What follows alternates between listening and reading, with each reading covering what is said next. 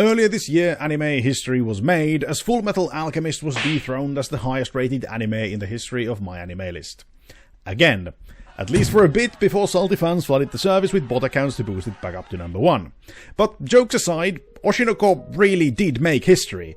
It topped charts everywhere, be it with viewer numbers or popularity polls. Hell, even the opening song was ranked number 1 worldwide for a while, but like all good things, this too had to come to an end. Hello and welcome, you beautiful people. Before I get started good and proper, if you find yourself enjoying this video, do consider subscribing to the channel, as I am trying to reach that magical 1000 this year. So then, Oshinoko. It isn't like the show was ever destined to obscurity, being the brainchild of Aka Akasa, whose Kaguya-sama had already taken to the stage and claimed its fair share of fame, and for a good reason. And on top of that, the manga version of the idol story had already sold 5 million copies before the anime debut, so it's fair to say that the stage was set for a pretty popular anime release.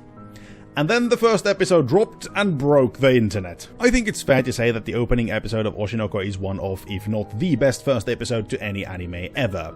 Sure, it's pretty much the length of a feature film, meaning there is a lot more going on than in your usual episode. It's essentially a complete story in its own right, and serves more as a fully fledged prologue, like you might find in a novel, than the usual first episode to an anime that is there to garner hype for the rest of the run. And I, for one, really enjoyed this approach. Especially since it's executed so well. Ai's rise to stardom covers all the bases that later become relevant for her children, and it serves as a base upon which everything, from the character motivation to the topics covered, is built upon.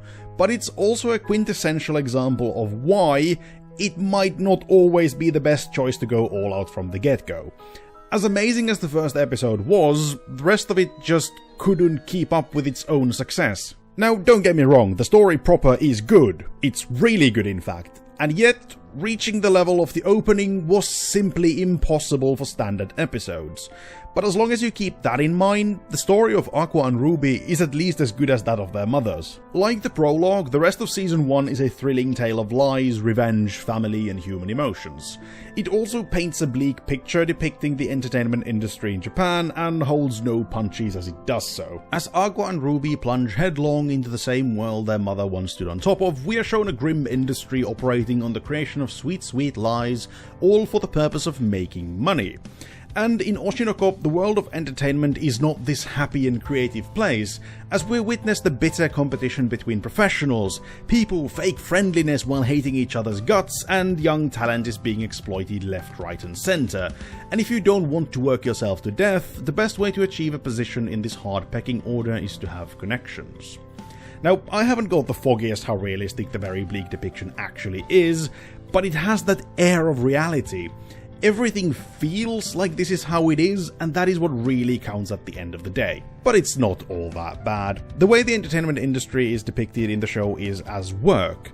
It's not everything there is, and events go forward outside of it as well. Sure, work is an integral part of what happens in a person's life, and it influences the events and opportunities they face, but there is that air of the mundane, everyday actions behind it all, and that is what makes the story of Oshinoko so believable.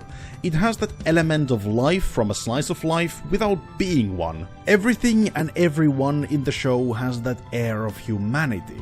It goes from 0 to 100 in 2 seconds flat, switching from dark to harmless and sweet all the way to depressing in its depictions of just how horrible people can be to one another, and somehow none of it feels out of place. Interestingly, as varied as the topics of Oshinoko are, the visuals manage to follow suit in a way that, like the story, never looks wrong. It really is a textbook example of playing with the color palette you put on. The show goes from the flashing lights of the showbiz to the mundane everyday life, to subtle changes as things take a turn for the romantic, all the way to festering darkness fueled by vengeance, all with a visual style that is the same, but different, but still the same. Oshinoko really is the kind of anime I found myself craving for as of late. It feels less like a predictable story that simply follows a predetermined set of events, and it's more cause and effect, like you might experience in your own life. Of course, that is just an illusion, since, after all, it's fiction, and in a medium like anime, nothing happens by accident.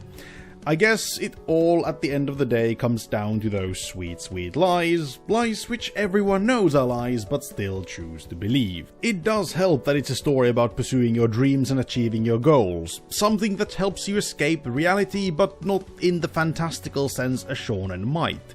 It's idealized reality that still feels realistic enough, as not everything is sunshine and rainbows. Overall, a solid 8 out of 10. There is nothing necessarily wrong with it, but the spirit of comparison with what kicked the season off is always there, and the rest of the show simply didn't hold up to that high standard, so it ended up feeling less satisfying than it maybe should have.